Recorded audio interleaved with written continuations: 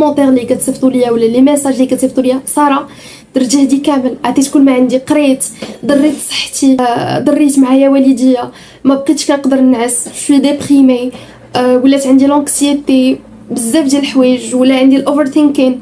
ورغم ذلك يعني هاد العذاب كامل اللي تعذبت وهاد الشيء كامل اللي درت، ساره ما وصلتش داكشي اللي كنت باغي.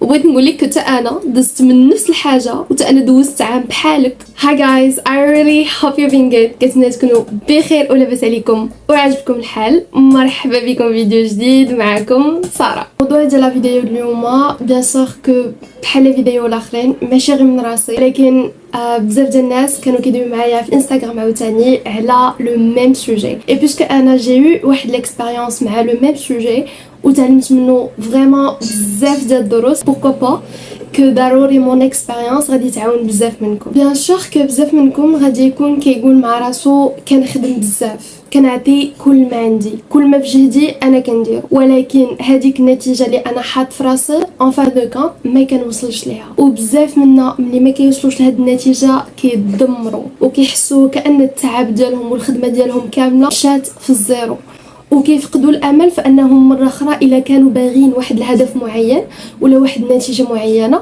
واش الا خدموا ليها غادي يوصلوا ليها ولا ما غاديش يقدروا يوصلوا. هذا الموضوع بالضبط انا غادي ننطلق من تجربتي الشخصيه. من ديما كانت عندي قناعه وحده، هو انه الا خدمت بيان سور كي غادي نوصل، الا سعيت بيان سور كي هذيك النتيجه اللي انا باغا هي اللي غادي تتحقق. انطلاقا من تجربتي مع السنوات السابقه في الدراسه ديالي، فاي حاجه كنت كنبغيها ودايراها في بالي وباغا نوصل ليها كنت كنوصل ليها. ديما عندي واحد القناعات في السابق اللي هما من طلب العلا سهر الليالي، واللي بغى يوصل خاصو يتعذب. no pain no gain.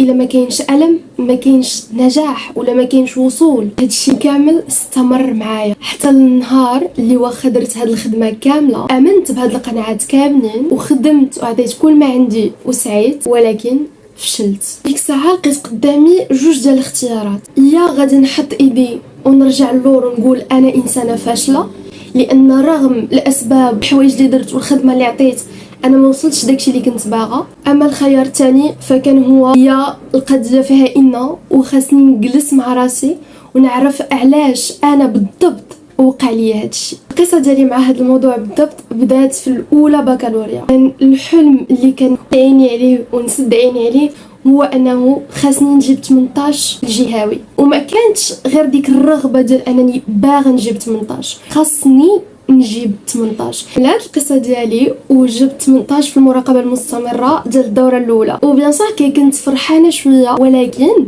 كان الهدف ديالي ماشي هو الدوره الاولى، كان الهدف ديالي هو هذيك 18 خاصني ندير عليها جهدي كامل باش نجيبها في الجهوي. جات الدوره الثانيه اللي كيكون فيها الضغط اكثر، وتما بديت كنخدم اكثر، كندير جهدي اكثر، كنقرا اكثر، كنحفظ اكثر، كنحاول ندير واحد ليكيليب اللي عندي في الجهوي والمواد اللي ما عنديش في الجهوي. كنت كنفيق بكري، كنعس معطله، كنبقى نقرا الليل كامل، كنقرا بنهار، كنقرا بين 12 و 2 ملي كنجي من المدرسه نتغدى. مي فريمون كنت كندير بجميع الاسباب. من بعد جا النهار اللي غادي تسدو فيه المدارس، غادي تحبس فيه القرايه، سد علينا حنايا في ديورنا. تما فاش كانت جات كورونا والحياه وقفات، ولكن ديك الساعه انا دماغي ما كان كيفكر في حتى شي حاجه من غير انه صافي حبسات القرايه، كيفاش غنقدر نجيب 18، كيفاش غنقدر ننجح، كيفاش غادي نقدر نوصل، اشنو غادي ندير. كيموت وانا التفكير ديالي الوحيد هو هذيك النتيجه اللي انا حاطه واللي رابطه بها الفرحه ديالي والسعاده ديالي والهدف الرئيسي اللي عندي هذا العام، والا ما وصلتش ليه غنتسطى ولا غادي نموت. في حين الناس اخرين كيفكروا غير في واش غادي نبقاو عايشين ولا ما غاديش نبقاو.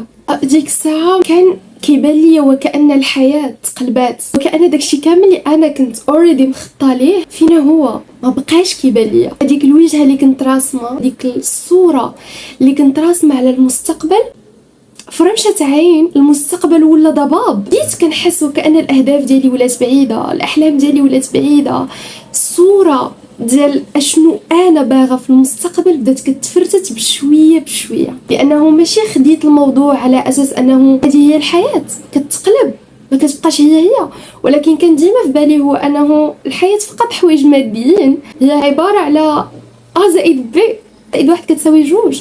يعني كان كيسحب لي كل الحياه انا بامكاني انني نعرفها فين غادا، نحكم فيها 100%. جات الوقيته ديال كورونا حاولت نتقبل نوعا ما اشنو واقع، لكن رغم ذلك كنت كنقول مع راسي ماشي الظروف اللي غادي تخليني نتراجع على الاحلام ديالي، ماشي حيتاش تسد علينا في الدور ولينا كنقراو عن بعد انا هذيك 18 ما غاديش نجيبها. انا صغري كامل وانا كنخدم على قبل هاد اللحظه ديال الجهوي والوطني، خاصني نجيب ديك 18. الوقيته ديال كورونا كامله بقيت كنقرا دائما بالليل بالنهار، كنسهر كنفيق بكري، بالرغم من انه كان عندنا الوقت الكافي. جسديا انا كنت كنخدم، كنت كنسعى، كنت كنعطي كل ما عندي، ولكن نفسيا انا كنت كل نهار كنتهرس، كل نهار كنفقد جزء مني كساره. بقيت على هذيك الحاله لمده طويله حتى كملت الدروس كاملين، خدمت كاع داكشي اللي كان خاص يتخدم لان اوريدي كانوا قايلين لنا امتى غيدار الامتحان. ولكن كل مره كنت كنسالي الدروس وكنخدم كل شيء وكنقول صافي ام ريدي تو انني نمشي لهداك الجهوي ونجيب 18 ديالي، كانوا كيأجلوا. كل مره كانوا كيزيدوا يأجلوا، كل مره كنت كنزيد نفشل، كل مره كنت كنتهرس، كل مره كنت كنحس بلي صافي ما بقيتش قادره. ولكن كان التفكير ديالي في هذيك الوقيته كيقول لي لا، ما خاصكيش تستسلمي، خاصكي تبقاي واقفه، خاصكي تكملي حتى لاخر نقطه. ديما كنت كنقول مع راسي ساره المؤمن مصاب، والى هذا الشيء اللي نتيا كدوزي منه هو فقط امتحان من عند رب العالمين. so girl you should give up، ما خاصكيش نهائيا تستسلمي، خاصكي تكملي، لان هذا الشيء فقط كيختبر الصبر ديالك، كيختبر القدره ديالك، وبليف مي كهاد الشيء غادي يزيد بك القدام بزاف. انا كنقولش بلي هاد التفكير هو غلط، ولكن غتبعوا معايا القصه باش غادي تفهموا اكثر. انا غادا بهاد الطريقه توصلت لواحد المرحله ديال كنقدش نهز الكتاب، كندور بيا الكتوبه وكنجلس وكنبقى نبكي وسط منهم. انا ما بقاتش عندي قدره نهز كتاب هو الاخر، نحفظ السطر هو الاخر، بقيتش قادره. وصلت ديك الساعه لواحد المرحله ديال الاكتئاب الحاد، ومن غير الاكتئاب فكان عندي تفكير زائد، ما كنقدرش نعس بقوه التفكير، دماغي خدام 24 ساعه على 24. عمود دماغي كيبقى يفكر 4 الصباح كنلقى راسي باقا حل عيني، 5 الصباح 6 الصباح 8 الصباح، فريمون ما قادراش نعس. كان كيسحب ليك اتس فاين، احلامك ما كتخليكش تنعسي كاز يو وانا باغا توصلي، باغا ديري شي حاجه، باغا تحققي شي حوايج. وكنت كنقول مع راسي هادشي كامل انا كندوز منه مهما كان خايب فبيان سور كاين سبب معين. في الوقيته بالضبط عشت واحد المرحله صعيبه بزاف، وتما عرفت شنو الاهميه الكبيره ديال الصحه النفسيه والعقليه. ما اقتنعت انه سهل بزاف تفقد عقلك وسط المتاهه ديال التعلق بالنتيجه. تما عرفت انني خصني نوقف. ما اول مره نعرف انه خصني نستسلم. ساره اللي ما كتعرفش شنو هو الاستسلام، ما عنديش قاموس ديال الاستسلام في المنجد ديالي ولا في الحياه ديالي، ما كنعرفش شنو هو الاستسلام. كنعرف حاجه وحده بغيتها غنوصل ليها. ساره خصك تستسلمي، ساره خصك تهزي يديك، راه قويتي، شي كتير عليك ساره راك غادا في الطريق الغلط. هادشي اللي كيسحب لك نتيا الطريق صحيحه راه هادشي ديال انك لا سوف اصل، حتى لو وصلت ممزقا سوف اصل، لن استسلم، no pain no gain. لا ما يمكنش نستسلم نهائيا، خاص نوصل، وخا نوصل ما عرفت كيفاش دايره، وخاص نوصل مهرسه، وخا نوصل مدقدقه، وخا نوصل ما عرفت اشنو خاصني نوصل. صراحه هادشي ماشي هو الحقيقه. صراحه حلي عينيك وراك كدري راسك براسك، غادا براسك الهلاك بايديك وما غادي بيك حتى واحد. تما اكتشفت انا القضيه ما غاداش غير هكا، انا هادشي غلط بيسك انا طبقته كامل، ما ادى بيا حتى شي طريق مزيانه، بالعكس ادى بيا غير الطرق الخايبه اللي كاين وانا ما عارفاش. بعد واحد المده طويله ديال الرجوع لراسي، تشافي داخلي مع راسي، بدلت بعض القناعات، بعض المفاهيم اللي عندي على الحياه وعلى الحوايج اللي انا عايشه، وعلى المفهوم ديال النجاح، وعلى المفهوم ديال الفشل، المفهوم ديال الاستسلام، المفهوم ديال السعي، المفهوم ديال النتيجه. اكتشفت ان الموضوع ماشي كما كنت عارفه. اكتشفت اننا نسعاو ونديرو كل ما عندنا، نعطيو جهدنا كامل، واننا نطلبوا رب العالمين باش يوفقنا ما كافيش. انا ماشي غير خاصني نطلب ربي، وماشي غير خاصني نتوكل على الله بفمي، ولكن نكون متاكده ومآمنه انه انا غندير، وانا غنسعى وانا غنعطي كل ما عندي، ولكن النتيجه انا ما نقدرش نتحكم فيها. ما يمكنش لي نقول يا ربي انا بغيت 18 وخاصك يا ربي دير لي 18، ما يمكنش. ربي انا باغا 18 ولكن يا ربي الا انت باغي، يا ربي الا فيها خير، يا ربي بمشيئتك. انا ام غانا دو ماي باس، انا غندير جهدي كامل، ولكن النتيجه ماشي عليا، النتيجه عليك ربي. It's out of my control. ما كافيش غير نسعى، ما كافيش غير نطلب، ما كافيش غير ندعي، خاصني نحطها كامله في يد رب العالمين. وصلت ليها ما وصلتش ليها من بعد اش غادي يوقع كاع. ديما الحاجه الافضل ليك مادمت كتسعى، مادمت كدير كل ما في جهدك، مادمت كتعطي كل ما عندك، غادي يجيبها لك الله. فتما عرفت ان السعي لهديك 18 كان عليا، ولكن النتيجه كانت بايادي اكبر من وعي البسيط كبشر، كانت بايادي رب العالمين. شي ما كنتش عارفاه 100% قبل ما ندوز الجهاوي، ولكن عطيت لراسي وقت، وقفت، وكانت اول مره نستسلم على قبل راسي، على قبل صحتي. راه شوف، راه ما كنبقاوش شادينها مزيرينها، راه ملي كتشد الموس بين يديك وكتزيرو وكيذبحك فوك تو لاش، خصك تلاشيه. ما كنبقاش شاد الموس حتى نتذبح كامل، ما كنبقاش شاد الموس تيقيس ليا شي عرق، صافي قاس الجلده، قاس اللحم، غادي لك العروقه لاشي. هكا دايرين في الاهداف، هكا دايرين شي حوايج كيجيونا في الحياه، ما كنهزوش شي حاجه ثقيله بزاف، لان لا يكلف الله نفسا الا وسعها. راه ماشي انا ما خاصنيش نستسلم، اتمنى ما خاصنيش نستسلم بهذيك الطريقه اللي حنايا عارفينها. راه ملي الحوايج كيوليو كيضروك، ملي الحوايج كيوليو كيقيسوا الصحه النفسيه ديالك، الصحه العقليه ديالك، عرف انك الا غتستسلم على هذيك الطريق راه على قبلك. وتاني حاجه، هذيك ماشي هي طريقك، راك غادي في الطريق الغلط، لان الطريق الحق ديال الاله الحقيقي ماشي هي هذيك. والله يريد بكم اليسر ولا يريد بكم العسر. فمن بعد كانوا قالوا لنا بلي راه صافي غادي ندوزو الجهاوي. كانوا جوج ديال الاصوات كيدويو في الداخل ديالي، واحد الصوت كيقول لي عييت، واحد الصوت كيقول لي do your best believe me سارة، ان الله لا يضيع اجر من احسن عملا. وبيان سور كو في هذيك الوقيته حيدت من بالي شي حاجه سميتها النقطه، شي حاجه سميتها هذيك الحاجه بالضبط هي اللي انا باغا نوصل لها، وإلا ما وصلتش ليها ما نقدرش نكمل، ما نقدرش نستمر. حيدتها من بالي وكنت كنقول مع راسي بليز سارة do it for me، عافاك، غير كملي، غير سيري دوزي داك الامتحان، غير عاودي هزي دوك الكتوبه مره اخرى، غير حاولي، ولكن حاولي بالطريقه الصحيحه، ماشي بنفس الطريقه اللي كنتي كديري قبل. كان فرق كبير ما بين الاستسلام ولا انك تلاشي واحد الحاجه اللي ضراك وكتقطع فيك طراف كل نهار، وما بين انك واحد الحاجه باغي توصل ليها وكتسمع لواحد الصوت الداخلي كيقول لك عافاك، غير كمل، غير باللي قديتي عليه، وكتنوض بشويه وانت متوكل على الله، وانت حاطها كامله بيد رب العالمين، وكتنوض تخدم عليها.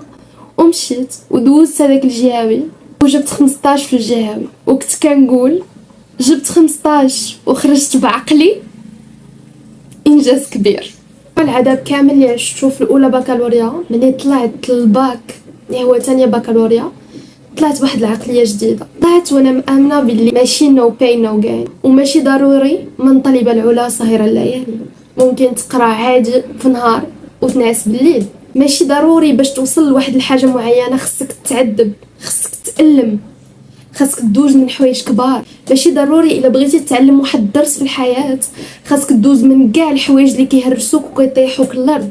ماشي ضروري الا بغيت نوصل خاص نتعذب، انما كاينه طريقه يسيره نقدروا نوصلوا بها الاهداف ديالنا. فطلعت البكالوريا وانا مامنه 100% كو ام غانا دو ماي بيست، انا غندير اللي عليا، ولكن الكمال على الله. داخل البكالوريا ديالي وانا كنقول ماشي مشكل كاع ما نجيبش الباك، اهم حاجه هي الخروج من هذا الباك وانا بعقلي وبصحتي النفسيه والعقليه والجسديه ومرتاحه نفسيا، وانا عايشه واحد السلام داخلي بيني وبين راسي.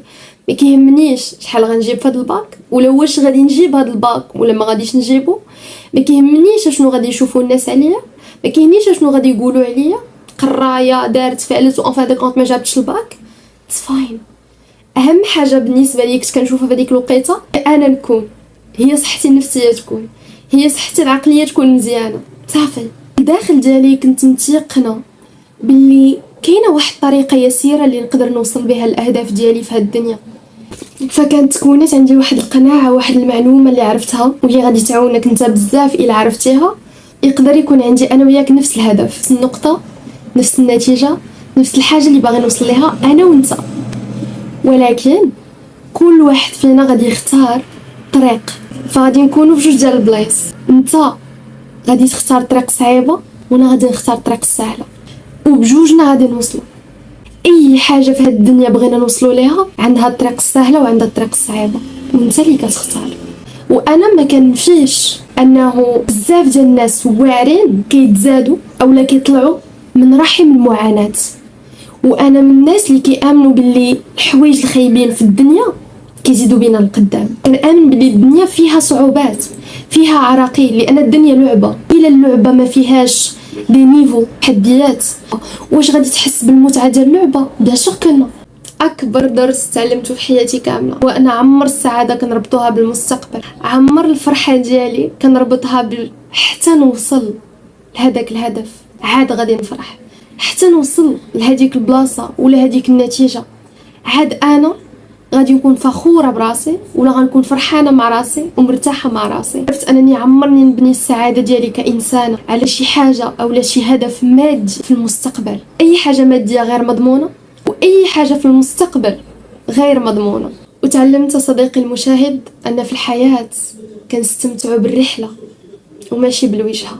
تجربتي مع البكالوريا كانت من احسن التجارب، عام اللي درت فيه اصدقاء، عام اللي قريت فيه بكل يسر، عام اللي كنت كندير جهدي، ما كنتش كندير اكثر من جهدي. العام ولا اول عام اللي كنت كنعس بكري، كنفيق عادي، ما كنفيقش مع 4 ديال الصباح، فيق مع 7 مع 6:30 مع 7:30 حيت عندي مدرسه بيان سور كخصني نمشي بكري، مع 8:30 كنكون داخله. عام اللي ما قريتش فيه بهذيك الطريقه الخايبه، ما قريتش فيه بديك الطريقه نقول الجاهله ولا المسطيه. العام اللي ما كنتش متعلقه فيه بالنتيجه، كنت كنقول بشويه عليك، سيري بشويه عليك، ديري جهدك، عطي كل ما عندك، ما تعطيش اكثر من الطاقه ديالك، ما تعطيش اكثر من جهدك. عارفي انك هاد العام الا ربي حطو لك في طريقك راكي قاده عليه، راه لا يكلف الله نفسا الا وسعها. عارفي انك ما غاداش بوحدك، وان معاك قوه اكبر واعظم، معاك رب العالمين ارحم بيك من والديك، ارحم بيك من اي واحد في الدنيا. مادام انا غاده تحت جناحه فلا خوف علي. بكل سهوله ويسر جبت 16.16 في الباك ديالي اللي ما كنتش معوله عليه، وبالرغم من اني جبت 16 والحمد لله كنت فرحانه بها، كنت عارفه ومتيقنه ان لا يضيع الله اجر من احسن عملا، وان بهاديك 16 اللي جبت نقدر ندير حوايج كبار الا ربي باغيهم لي. ودرت ميديسين اللي الناس كيجيبوها ب 18 19، والناس اللي كانوا كيقراو معايا في برومو ديالي جايين الاولين في المغرب. انا تو سامبلومون مشيت بيسر، اختاريت الطريق اليسيره ديال رب العالمين الحق، ورب العالمين معايا. كنت ديما كنتفكر انه اقرب الي من حبل الوريد. انا لقيت جواب للسؤال اللي كان مخليني مكمله حتى لهاد اللحظه. في الحياه ساره ما كنتعلقوش بالنتائج، كنديروا بالاسباب وكنخليو قدام عينينا جميع الاحتمالات. ماشي ديما الخطه اللي حطيتي هي اللي غتصدق، وماشي ديما الحياه غتبقى شاده منحى واحد او اتجاه واحد، انما الحياه متغيره وتقدر تبات في حال وتصبح في حال. سانسيرمون كانت تجربه زوينه وصعيبه في نفس الوقت، واللي تعلمت فيها اعظم الدروس في حياتي. افتح قلبك للحياه وخليها تعلمك في مدرستها، وخلي ديما في بالك صديقي انت عليك السعي والنتيجه ماشي سوقك. وكانت هذه هي لا فيديو ديالنا ديال اليوم. كنتمنى تكونوا استمتعتوا معايا في لا فيديو، كنتمنى تكونوا خديتوا النصائح اللي كنتو باغيين، خديتو المعلومات اللي كنتو محتاجين ليهم. كنتمنى تكونوا شفتوا راسكم فيا كما انا شفت راسي فيكم. كنتمنى تكونوا تعلمتوا من الحوايج اللي انا احتاجيت نعرفهم واحد النهار ولكن ما لقيتش اللي يقولهم ليا، وانا هنا على قلبكم باش نقولهم لكم من تجربتي الخاصه. كنتمنى نكون كنت خفيفه على قلبكم كما ديما. شكر راسو. وبيان سور الى عندكم شي اسئله اخرين مرحبا بكم في انستغرام ديالي، تما فين كنفاميلياريزي لا غولاسيون بيني وبينكم صحابي وصحاباتي. وكنتمنى دوزو نهاركم زوين، كنتمنى تكونوا استفدتوا، ونتلاقاو فيديو جديده. باي.